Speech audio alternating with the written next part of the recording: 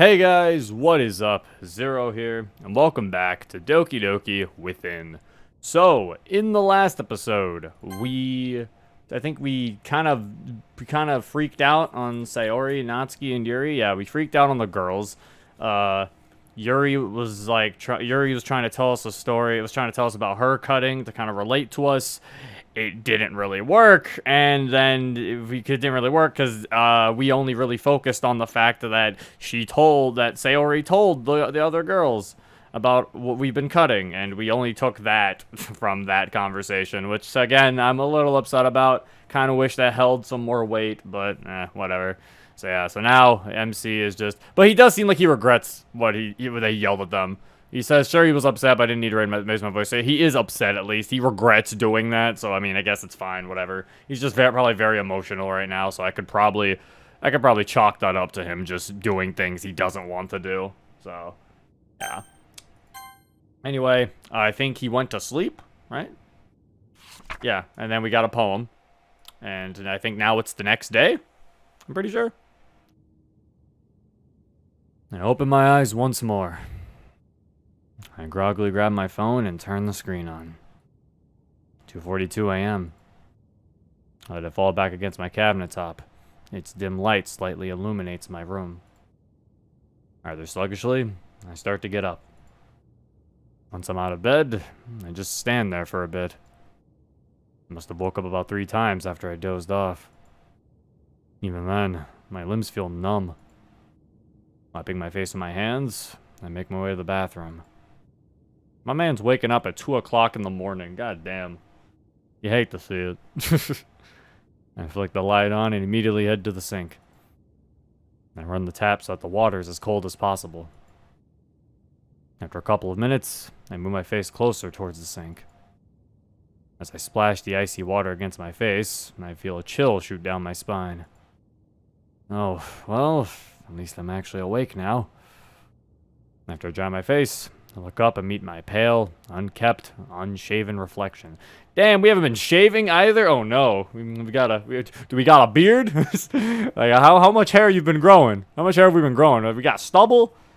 Also, this background always creeps me out because the fact that door is slightly open and it just looks like there's just a black abyss behind it. Like, what is it leading to? I stare, and it stares right back. To some degree, I can hardly recognize the figure in the mirror. I slowly breathe out of my mouth.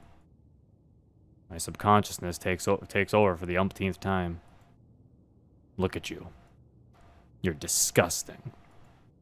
Nothing but a shallow, miserable, disposable husk of the person you convinced yourself you were. Because, in the end, you're still that same mopey little fucker you were years ago. I look down towards the bathroom drawers. I open one of the drawers. Peering into it, I notice my mom's old razors. Just break the plastic to get the blade out. Are you seriously that desperate to see Monika again? I slam the drawer shut and hold my eyes shut. I need to see her again. Yep, you're desperate. I look back up at my reflection. It stares back at me in disgust. Just leave me alone. Please. I need this. Of course you do. Sayori was right. You've grown numb to this. Keep her name out of your fucking mouth. Getting mouthy, eh?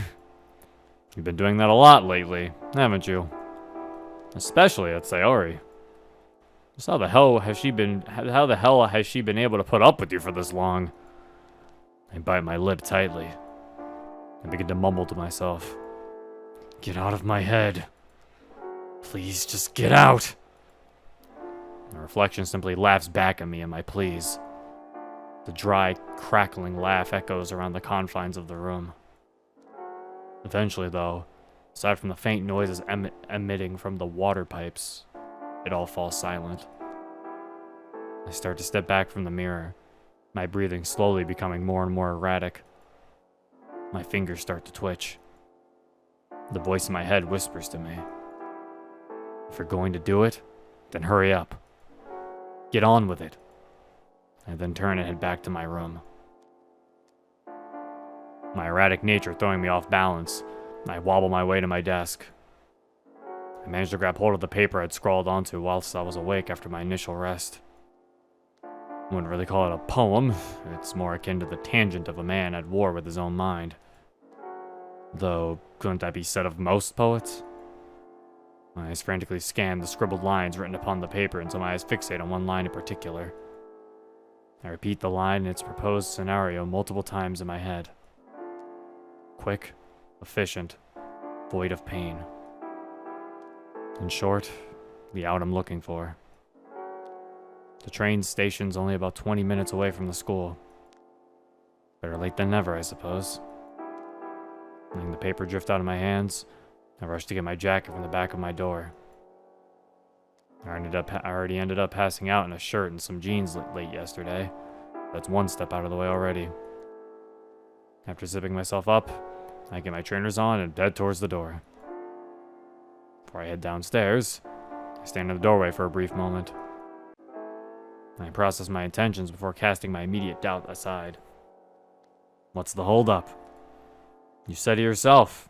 You just need an out. So get on with it. Nodding to myself, I head downstairs and unlock the door. Okay, I'm definitely starting to think this is going past intrusive thoughts, and like at this point, bro, we're Naruto. Like we have the nine tails inside of us. Like I don't know what, like the fact they said like, hold up, what was it? It was the laugh, right? They were like, it was where was it? It was the dry cackling laugh echoes. I'm like, bro's hearing laughter now? I'm like, nah, man, we got the nine tails inside of us. What's going on?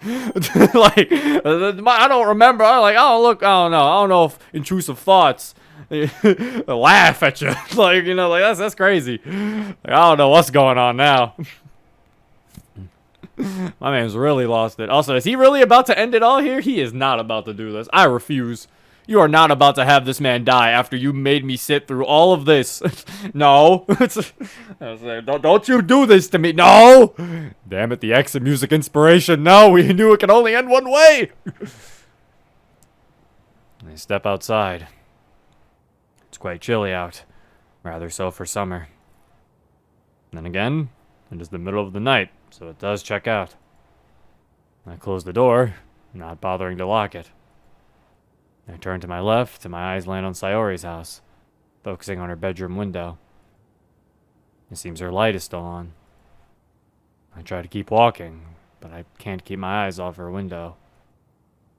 For a moment, I swear I see a flash of coral pass by. Whether that's actually the case or a result of my lack of sleep, I'm not actually sure. What I am sure of, though, is the pit forming in my stomach. Though it's not the usual sick feeling I've been getting for the past few weeks. I make an attempt to press on with my plan.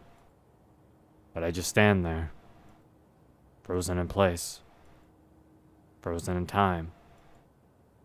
Minutes pass, each feeling like hours. Eventually, though, I bring myself to move once again. But I don't continue on my intended path. I end up rushing back inside. He turned back. Despite feeling dizzy, I stumble my way into the kitchen. I lean against the kitchen counter, breathing heavily as a hot flush overcomes me. Just what the hell was I thinking? After a few more moments, I head towards the fridge. I open it, my eyes drift towards the glass bottles. I see how it is. You would rather drink your life away. I ignore my subconscious as I grab hold of a half-empty bottle of sake. I've never really been much of a drinker, but I guess that can change. I open the bottle and put it to my mouth. My nose catches a slight fruity scent. I take a swig and almost immediately spit it out. Fuck me, that's bitter. Christ, how can Mamoru drink that? I leave the bottle on the side for a little while. Soon enough, though, I pick it up and attempt to drink once more. The bitterness remains, but I manage to drink more of the bottle. It doesn't take me long to finish it off. I go to leave the now empty bottle on the side, but my grip ends up slipping. The glass scatters as the bottle smashes against the lament flooring. I stare down at the mess shortly before heading back upstairs. I ain't even gonna clean it. I get up to the hallway before I stop in my tracks once again. Multiple thoughts pollute my mind. The vast majority of them would concern those around me. Hell, they even concern me. They concern me too, considering they're like taking a personality of its own. Yeah, taking the personality of their own. Like it's concerning me. The thoughts keep swirling as I make a quick detour into my bedroom. It's a quick trip as I retrieve the knife in my drawer. Okay, never mind. I thought we were safe. The same one I've used each time before. It's still stained by a slight blend of my dried blood and tears. I hold it up to my eye level, my breathing growing deep and shallow the longer I gaze at its steel blade. I return to the bathroom and lean in front of the mirror. My eyes fixate on the sink, then occasionally flicking to and from the knife. Those are my arms just waiting for my brain to send the signal to send it on its way. Even now, I'm trying to resist that urge. Even though, in my heart, I know that a slip could merely be a moment or so away. It's just a question of when that moment would exactly be. I twirl the hilt around in my clenched palm. I breathe in and out as I try to contemplate every possible scenario. But it's like a storm in my head, with every thought reaching out and gasping for air. Inhaling deeply, I press the blade horizontally against my skin. My hand trembles and my breathing grows shakier. Do it. Don't keep stalling, Zero. I press it against my arm harder, definitely leaving a mark of some sort. Still, neither hand nor knife budge. Doubt re-enters my already swarming mind, causing me to second-guess myself. You what? Afraid to fulfill that out you wanted? My arm falls to my side, my hand still tightly holding the hilt. You're right. I'm afraid. Afraid of losing everybody I've got here. Ah, yes. The same people you're pushing away, by any chance? I'm silent for a moment. I know the voice is right. I just want to see Moni again. Is that too much to ask? Again with this Monika shit? How much more are you gonna keep going on about her? It's always Monika this, Monika that. I love her, okay? But nothing, Zero. Just come back down to earth and stop yelling at yourself in the mirror for once in your miserable life. She's gone. You need to move on. You were there when she got buried, Zero. Stop being in fucking denial! I slammed my fist against the mirror in rage over the voice in my head. That was the clearest it's ever been. Something then hit me. All these thoughts I've been having. Have I been vocalizing them all this time? I shudder at the thought. I'm only noticing this now. Just how long have I been like this? For as long as you've been hearing voices, Zero. I look blankly at myself in the mirror. I'm exactly the voice previously described me. Well, rather how I describe myself. A husk. I then rest my hands on the cabinet under the mirror, relaxing my hands and letting go of the stained kitchen knife. And then, after what feels like forever, my eyes drift down to the drawers. I open the one I had earlier and pull out a small box. I lay it near the sink and frantically open it.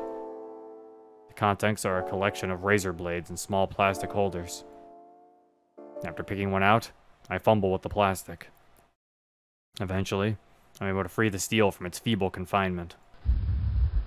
In my hands, I now have a small and surprisingly cold blade. My hands are trembling and sweaty, but I manage to hold on. I raise my left arm and stare down towards it, focusing on both my hand and forearm. My eyes trace my veins through my skin. It doesn't take long for me to put steel to skin, placing its edge just under my hand. The touch sends a small bit of bile up my throat. I close my eyes in hopes to quell any and all apprehension I may have. I breathe through my teeth as I press the furthest corner of the small blade deeper into my skin. I start mumbling incoherently for a moment until I start to whisper in full sentences. Come on, Zero. Just one swift, effortless slice. That's all it takes.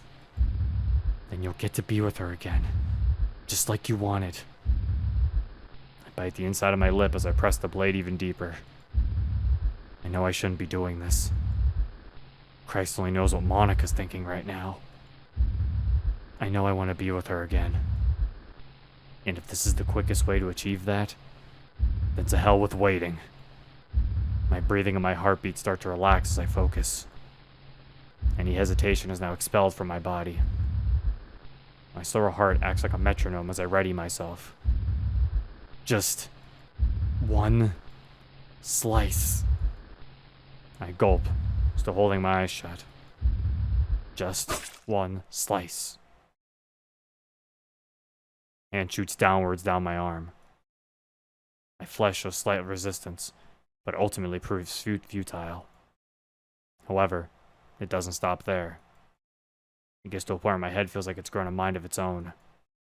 And, in the same vein, flesh becomes more acquainted with metal. I exhale, dropping the blade to the floor as I do so. However, I keep my eyes shut. Everything falls silent, aside from my soft breathing. That breathing suddenly stops as I feel something warm begin to trickle down my arm. I open my eyes and look down at my left arm. My eyes are met with a steady stream of crimson running down and dripping slowly onto the floor. The more I stare at the sea of cuts and slashes, the more my arm throbs and my chest soon grows tighter. It's okay. You've done this before, Zero. You'll live, and that cut will heal. Like it always does. I tell myself that, but there's never been this much blood before. With curiosity taking over, I run a finger up the fresh wound. As I do, I breathe shallow breaths through my slightly parted lips. Fingers then stop just before my hand. Still curious, I prod where my vein would be.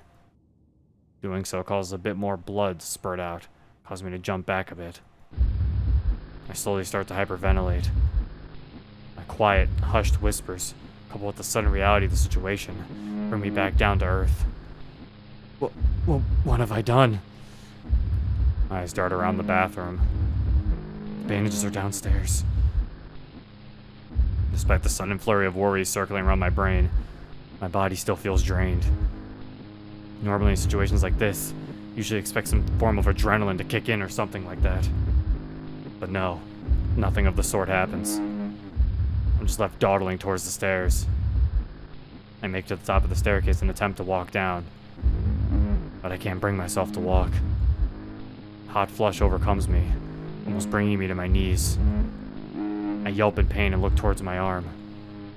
I'm losing more blood. At this point, some of it's even dripping onto the laminate floor. I bring myself back to my feet and, rather than heading downstairs, I head to my bedroom. I need to call someone. Weakly walking towards my desk, I pick up my phone. I hurriedly turn the screen on and go to my contacts. In a haze, I tap the most recent one.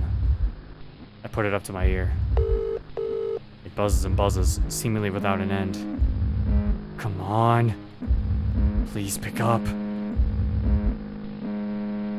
Zero? Sarah's tired voice fills my ears. What's going on? Sayori, I gulp. My voice is shaky. I fucked up.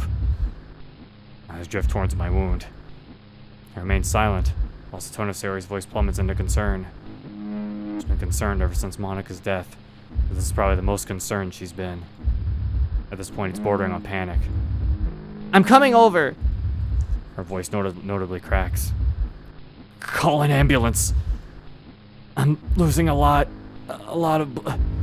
Another hot flush overcomes me. My phone slips from my faltering grasp. My body starts to shiver as I collapse onto my bed. I end up having to use the end panel of my bed to give me some semblance of support. My breathing becomes shallow and quicker for what feels like the millionth time in the last couple of hours. I suddenly hear the door open up from downstairs. Zero? I try to get up from my bed, but my arms are feeling weak. As a matter of fact, my body is starting to feel numb. As soon as I hear Sayori rushing up, I try getting my feet once more. Alas, it's to no avail. Zero, what's going... Oh my god! Zero! What did you do? Her pained, borderline horrified expression burns itself into my mind as I freeze in place. My mouth drops slightly open, but nothing but my shallow breaths and a few hushed words come out. Sayori, I fall silent as I watch Sayori's eyes trace the crimson trail that formed on my carpet, carried onto my bedsheets, and leads up to my partially drenched left arm. As her frozen eyes slowly return towards me, I look away and my eyes move toward the ground. A lump forms in my throat. I really screwed up now, didn't I? My voice cracks as I look back into Sayori's baggy sky blue eyes. Her eyes appear glassy, the initial look of disgust having started to shift into sorrow. I can only imagine what she's thinking. Someone she's known since she was a kid, barely holding on because of his seemingly inability to move on. Surely one hell of a scene to walk in on. I shouldn't have asked you to come over. I'm sorry I wasn't thinking clearly. Tears start to pour and my vision becomes more and more blurred. Even now, I still manage to hurt the ones I love. Guess I'm just doomed to keep doing that. As quickly as I look away, Sayori comes closer. She places a hand on my cheek, gently brushing away my tears with her thumb. I'm glad you did. I should have known it'd get this bad. The look in her eyes is one I'm more than familiar with. Please don't blame yourself for this. This is all on me. I gently grab hold of her hand and move it from my face. Sayori, don't. Her eyes lock back onto mine and I fall silent once more. Can't tell whether it was because she might have known what I was going to say or simply because I said her name, but her look was more than enough to hush me. My lip quivers. Where's your bandages? My voice comes out as a hushed whisper. They're in the kitchen. Sayori moves to my side. She reaches to wrap one of her arms around my neck before hoisting one of mine around hers. Where are we going? We're going to get you wrapped up before the ambulance gets here. I'm not leaving you up here on your own. Her fiery eyes and furrowed brow plead with me to follow her. I then give a slight nod and we start walking. We keep walking. I grasp onto Sayori tightly. All I know, I could black out and collapse in any given moment. All the while, I swear my heart is slowing down. That's what it feels like anyway. My head starts to feel lighter as we near the stairs.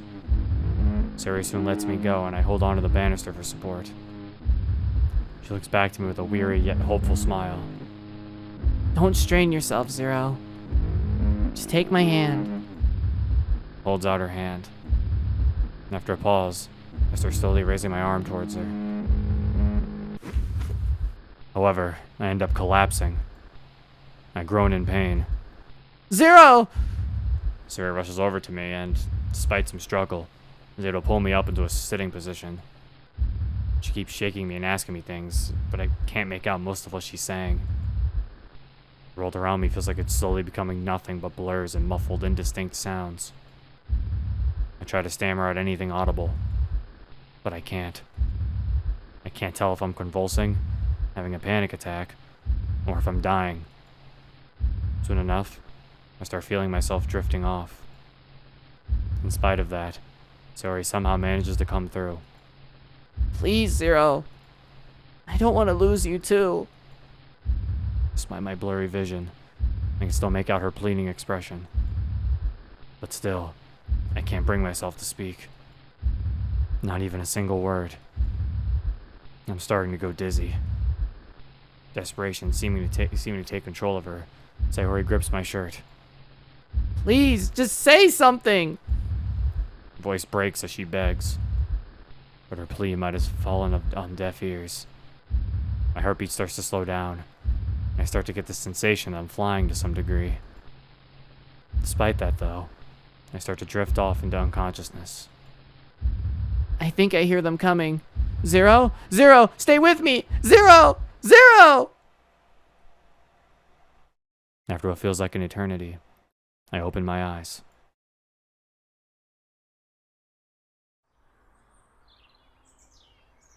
I was actually about to say, I was like, did they actually, I was good, like, when he was talking to Sayori in his room, I was like, she called the ambulance, right? Like, I'm glad that she, like, moved him eventually. It was like, come on, the ambulance is going, because their conversation there, I was about to say, like, feels a little weird. I'm like, did she not call the ambulance yet? Is she just sitting here talking to him? So I'm like, okay. They were waiting for the ambulance the entire time. Okay, right. So there was nothing else they could have done, I think, at that point until the ambulance shows up. Because I was about to say, why are they just talking, like, nonchalantly to a degree as he is dying? Glad they brought up the ambulance. At least. I will say that. They at least brought up the ambulance. Is this man's not about to die, right? Like, okay, also, I'm assuming this is a flight. I'm assuming this is where he is seeing because he's about to die. So it's like a little dream. To my surprise, I find myself on a rooftop. It's not just any rooftop. It's the school's roof. It's the place where both Monika and I spent the most of our time together, aside from the club and outside of school. More than that. It's the place where we first confessed our love for one another. I smile to myself, but I can't help but be a little curious. Why here? Why now? Am I dead? I pat myself all over. Nope. Seemingly somewhat alive. I look down toward my arms. Miraculously, the wounds seem to have vanished. As I let my arms relax and drop to my sides, I find myself walking towards the wire fence. Soon enough, I'm standing face to face with it. I grab hold of the fence with one hand as I gaze out into the distance. The city still remains. I then look down. Again, exactly as I remember it. I breathe gently through parted lips as I gaze longingly. I go to close my eyes and just soak in the atmosphere. However, I feel a finger tap my shoulder. Gah! I spin around in shock. However, my initial shock quickly fizzles out as my eyes lay upon a face I've not seen for a good while. Monika? Hey, Zero. It's been a while, hasn't it? Her voice is as gentle and soothing as I remember. My heart starts to flutter.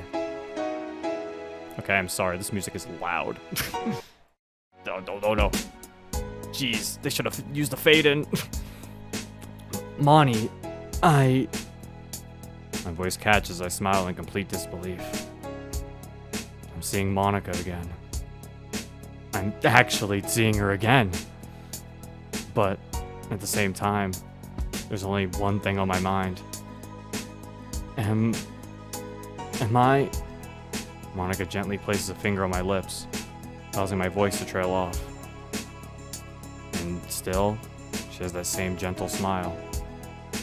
No, you're not. I don't actually know how I'd describe this place. Like, it's just this rooftop and nothing else. Despite her initial lighthearted tone, I notice a heavy tinge of sorrow to what she's saying. I timidly approach her. I take her hands in mine, but my grip is the furthest thing from firm. In all honesty, my hands are clammy and shaky.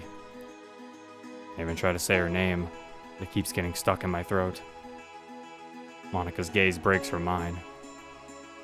Deep down, I know this is hard for her too. My grip falters, my arms falling to my sides. The longer I look at her, the more my heart aches. Shouldn't I be happy that I'm seeing her again? I keep telling myself that I should. After all, this is what I wanted, right? Right? Monika. I whisper her name and her emerald eyes pierce back into mine, now being underlined by tears. Zero. Where do I even begin? No, scratch that. How do I begin? She struggles to keep her voice steady. My eyes start to sting due to the tears of my own starting to form. There's so many things I want to ask. What happened after she got back home the last day I spoke to her? Can she see what's going on since she passed? But most importantly, why? All of these questions, and I can't bring myself to ask any of them. I just look at her and realize how much I've truly missed her. It may have only been a few weeks for some people, but for me, it's felt like a lifetime. I suddenly rush up to Monika, tears now streaming down my cheeks. And I tightly wrap my arms around her in an almost vice-like grip and bury my face against her exposed shoulder, holding my eyes shut as I do. I lose track of how long I spend sobbing. I guess every single question I have, every memory we made, and every day without her decided to amalgamate and come out all at once. I missed you, Monika. I missed you so damn much. My voice remains shaky and strained. Every night, I keep asking myself what happened. I keep asking myself what I should have done differently. I keep telling myself I should have done more. Sweetheart, I know I could have done more. I could have done anything to help you get out of there. But I didn't. I was too busy trying to hide the fact that I'm a wreck. I called. Zero, just stop. Monika's voice breaks as she wraps her own arms around me. My voice falls silent as I start to feel Monika's heartbeat racing. Stop trying to blame yourself for something I chose to do. You weren't ever to blame for that. Then why, Monika? Why did you do it? She falls silent. Whether due to the unintentional aggressive manner I asked that question or solely because I asked in the first place, I don't know. Eventually, though, she breaks away from our embrace. I lift my head up and open my eyes to face her. Monika looks off to the side, deep in thought. Takes a deep, partially audible breath, and then looks right back at me. I never planned to kill myself that morning, you know? Her voice catches. No one ever told you what happened, did they? I wordlessly shake my head. She sighs remorsefully. After I got home that day, I found out that Dad had planned to send me overseas to a business school.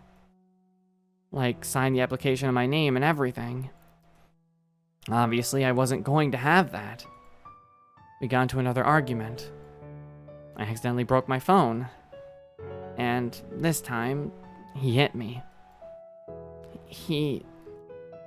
Her voice chokes. I sheepishly approach her, stop dead in my tracks as soon as she opens eyes again. My own father told me he never even wanted me. That's how bad it got.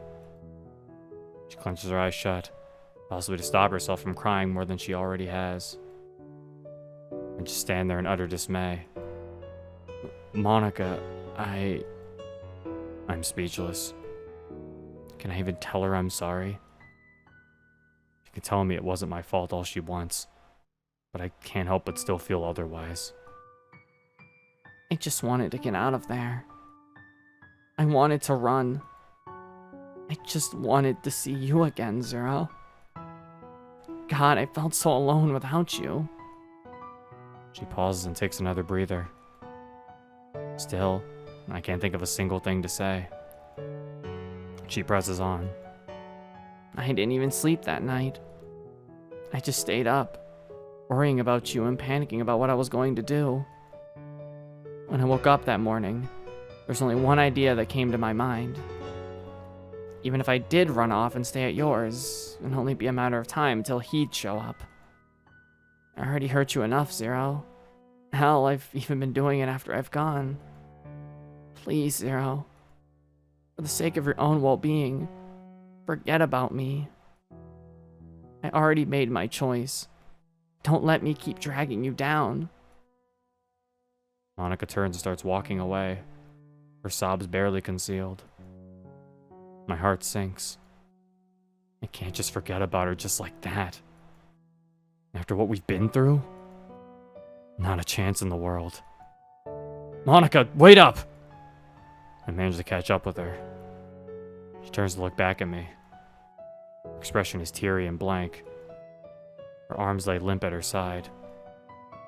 We stand apart for a moment before I sheepishly approach her and place my trembling hands upon her shoulders. I gaze longingly into her damp yet still beautiful eyes, trying my hardest to keep myself together. There's no way I could ever forget you. Never in a million years. My fingers gently cascade down her arms though I'm gently squeezing her hands in my own. I love you, Monika. I still do. Monika sighs as she locks her fingers with mine. Zero, I love you too. But you need to let me go. Besides, all I ever did was put you under immense stress. I dragged you along for the ride. I was selfish. I hurt. Monika, please just listen to me. My voice is shuddery and barely above a whisper, but Monika is seemingly able to hear me. She falls silent, her eyes still shut. It is true that after I found out about your dad, I got worried. Some nights I did lose sleep because I was scared about what may or may not have been happening to you. But I promised that I'd never give up on you, and I didn't plan on breaking that promise anytime soon. I never stopped loving you. My voice catches. Monika opens her eyes and looks deeply into mine. There aren't any words from either of us for a good while. Just the two of us, together, locked in each other's gaze with that lock only momentarily broken by our blinking. The only sound that surrounds us is that of the heavenly breeze that brushes our skin. Monika's lips then slowly curl to form a thoughtful, longing and above all gentle smile. Aside from the liquid brimming her eyelids, it's the exact same smile that she would give me during some of our more intimate moments. Quite honestly, I've missed that smile just as much as I've missed the girl it belongs to. I can't remember if I've ever asked you this before. But why do you love me as much as you do? Even now. Taking a deep breath, I think back to everything we've been through. Ultimately, my mind goes back to the very day we got together. There's something that Monika said back then that always kind of stuck with me. You let me be me. The more I think about it, I begin to realize that was also the case with me. I release my grip on Monika's hands and carefully rest them on her cheeks, much to her seeming surprise. I step slightly closer as I gently cup her face in my hands. Monika, before I met you, there was a lot about myself that I didn't really like. Hell, there still is. I'm still awkward. I'm not exactly the most physically fit. Honestly, I'm quite bland if you think about it. I give her a nervous chuckle before I carry on.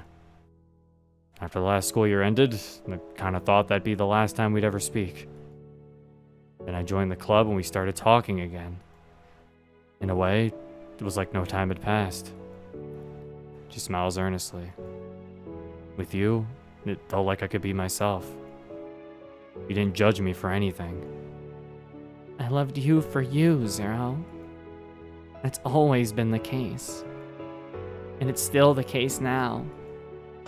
She then tightly wraps her arms around me, causing me to quickly retract my hands. Quickly adjusting myself, I return her embrace. I lose track of how long we stay like this. Once more, it's just us and the breeze. Again, it's felt like ages since I've been able to do this. I speak in a soft, almost whispery tone. I wish I could stay. Upon hearing that, Monika sighs regretfully. I know you do, Zero. But you can't. It'd be selfish for me to keep you here.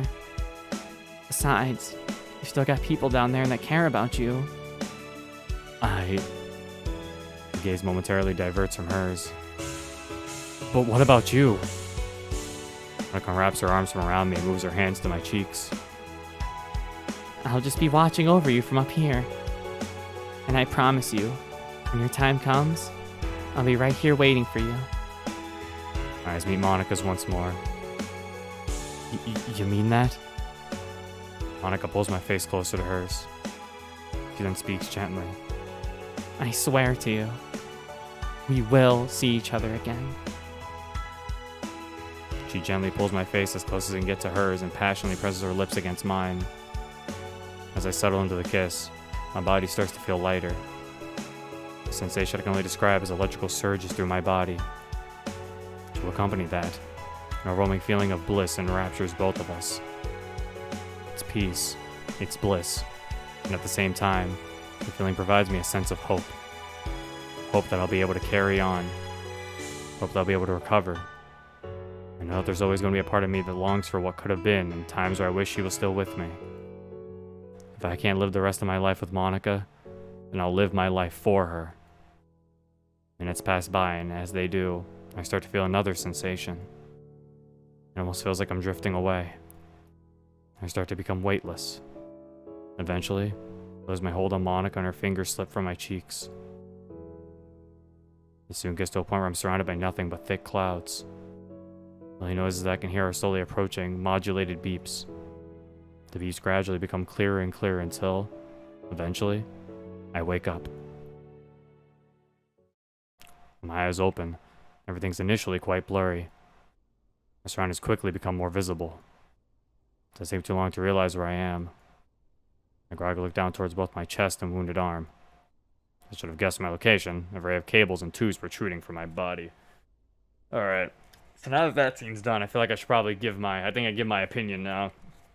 Okay, so that was a nice, well-written scene. Don't get me wrong. I just have a major gripe with it. I'm sorry. I have a major gripe with it. It feels very out of place, I think is the word I want to use. Because this story, the entire point of, like, Within, right? The entire thing of this story feels very grounded in reality. Like, a lot of this feels very grounded in reality, you know? That's why they were like, MC couldn't do much to save her because he couldn't. In reality, there wasn't much he could have done. So he was powerless. Just like how, in real life, a lot of us are powerless in these types of situations. You know? Like, that was the kind of thing. And like I said, the story feels very grounded in reality. Like, this is a very reality-centric story. So, to have him legitimately talk to dead Monika, like in actual conversation, like, my thing is, it should have, if you wanted him to talk to Monika while she's dead, right?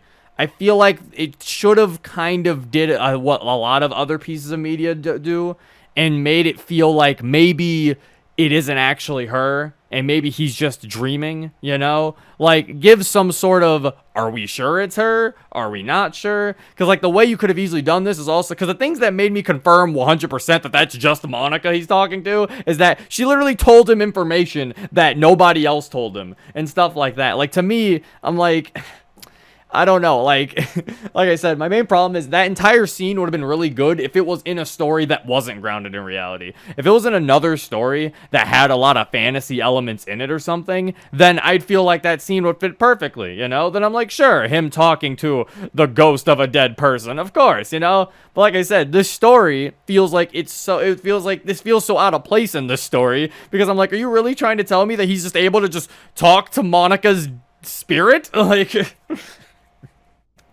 and also, it feels like that's the thing to kind of bring him back, too, which, again, feels very odd as well. Because this whole story feels like it's grounded in reality, so you would think the best way for him to be able to move on would be the same way a lot of people move on in real life, through support of other people, the support of your friends, your peers, and everything else. But the thing that helps him continue to move on is the ghost, is him able to talk to the ghost of the person he loved. Like, I'm like, I don't know, that feels very, and again, confirmed ghost. That's my other thing. Like, I would have been totally fine if it was kind of like up in the air.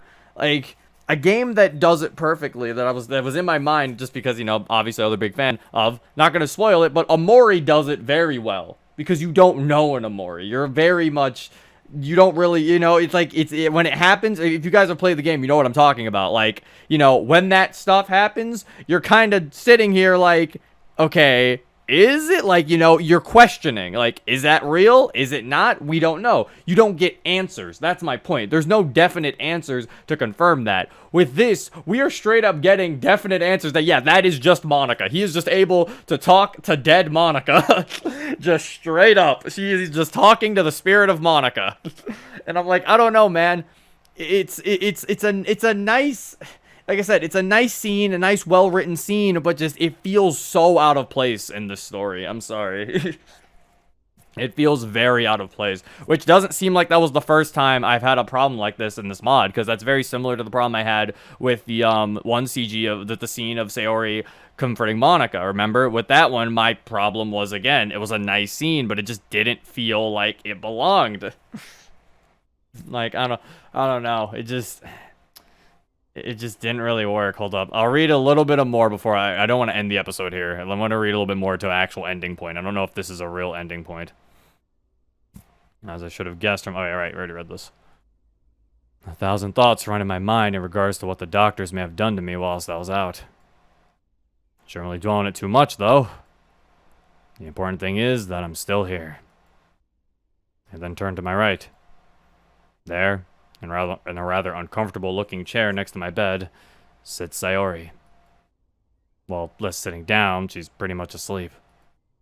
At least I think so. Regardless, I can't exactly blame her. God knows how long she'd been awake.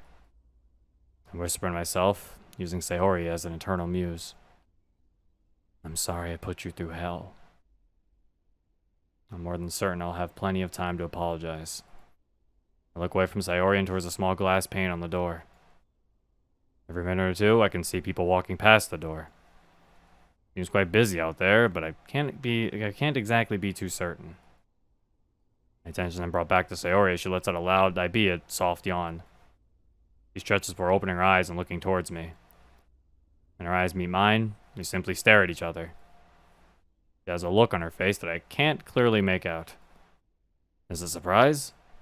Is it relief? I'm not entirely sure. As soon as that mild feeling of uncertainty starts to settle, a soft smile starts to form across her lips. It's a very relieved-looking smile. She gets up from her chair and starts walking towards me. She then speaks in a soft yet very audible whisper. You're finally awake. She's soon standing right by my bedside, her eyes underlined by tears. I can't help but crack a smile in return. You know, I'd hug you if it wasn't for all these cables. My voice sounds like my throat had been rubbed with sandpaper. I know, Zero. I do too. Sayori falls silent as she seemingly contemplates. You're lucky to be alive, you know. The doctor said you'd cut pretty deep. Definitely felt like it. I know. Sayori looks off to the side and sighs gently.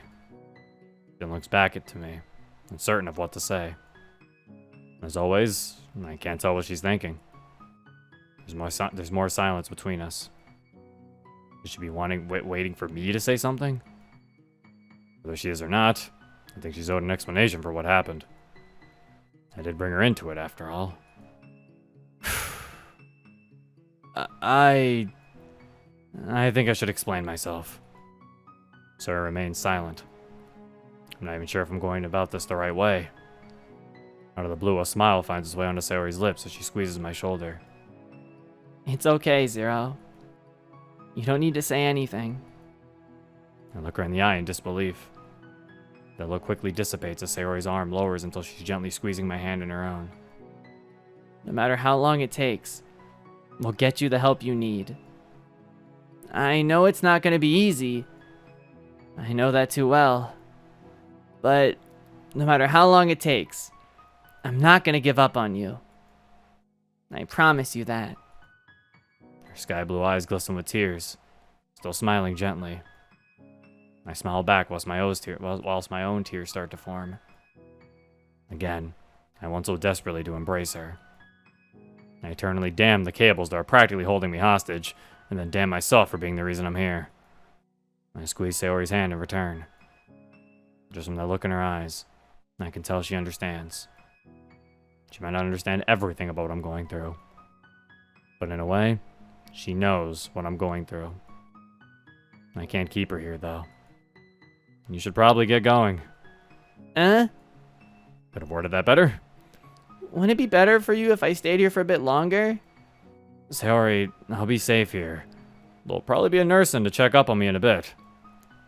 Besides, you look knackered. No, I know I certainly didn't help that one. No, I certainly didn't help with that in the slightest. Also, I've got some stuff I want to think about. It's okay, Zero. I understand. I can always visit later. Please do. So, I guess I'll see you later then? Maybe tomorrow? I nod. Yeah. Tomorrow should be good. As Sayori goes to leave, a thought crosses my mind. Through my slightly strained voice, I call out to her. That's an error? Okay, it's supposed to be us saying that. Hey, Sayori? Hmm? If it's not too much to ask, could you let my mom know what happened? Zero. She already knows. The hospital asked if you had any relatives they could contact. I gave them your mom's number and... Thank you. You don't need to thank me. After one more smile from between us, Sayori leaves. Once again, I'm alone.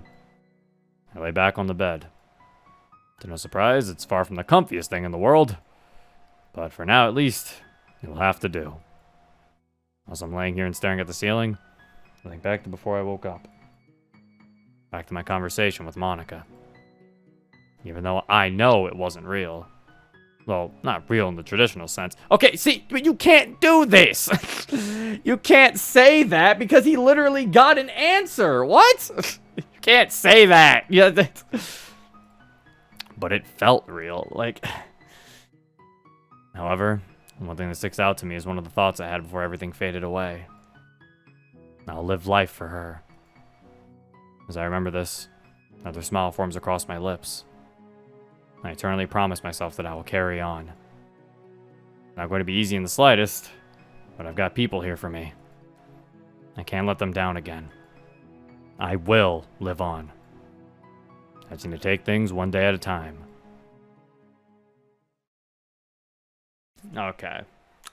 Okay, 6 months later. I'm assuming, is this the final day? Okay. Ah, God, no! Shut up! Ah! Okay, here we go. Alright, so is this the final day? I think this is the final day, right? Oh, wait, no, there's 2 more days. This day, and then there's another day. We have 2 more days. How is there 2 more days? Alright, so I guess this is the second to last. Hopefully the next episode can be the last episode. God damn, I don't know how there are 2 more days in this mod. Alright. That is definitely something that's definitely something I feel like this mod is kind of, oh my god, no! Okay, this mod is kind of taking its time with this whole thing. Like, I do kind of feel like it needs to wrap it up a little bit. But yeah, you can't be sitting here saying like, oh, it felt real to me, but obviously it wasn't real, when Monika literally tells him something that he was never told. He was literally told information that nobody told him. That doesn't work here. Like, you can't do that. Like I said, it's like, if you wanted to do that, it would have been fine. I would have 100% been fine if he had a dream where he felt like he was talking to Monika, but it was really just like his internal conscience kind of telling him, hey, you know, you can't be like, hey, you know, it's time to let go and stop doing this stuff. Or, like I said, it's one of those, is it his internal conscience or was it actually Monika? Like, do enough to where you can leave it up in the air. But this doesn't do that. This straight up in my opinion, straight up proves that he was talking to Monika. As much as the mod wants to have him say, obviously it wasn't real, it's like, no, it was. Like, it was real. Like, I'm sorry. Like, good scene and everything, just does not fit in the mod. It does not fit in the world this mod is. I'm sorry. Like, it's a good scene. It doesn't feel like it works. It feels so out of place in this realistic, grounded mod. But yeah, I mean, I do like the Sayori talk here. This was nice. I liked this, where Sayori was already there and stuff, and him talking to her and apologizing. But yeah, I like that. Yeah, kind of what the music, I guess, is the other thing I could say. I kind of wish there was a fade in. Some of that music that played when he kissed Monika was really loud. Feels like they could use a fade in there or something, because that was just scary, like almost jump scarily loud. But yeah, it seems that we are feeling better. So it seems that we're now going to move on with our life. It seems we're very close to the end. 2 more days left in the mod. So, yeah, I guess we will hopefully, maybe we'll finish it the next episode. Maybe we won't. I don't know, we'll see. Hopefully these days aren't too long. Anyway, yeah, that is it. Hope you guys enjoyed. If you want to download this mod for yourself, the link will be in the description below. And yeah, this has been Zero. Peace.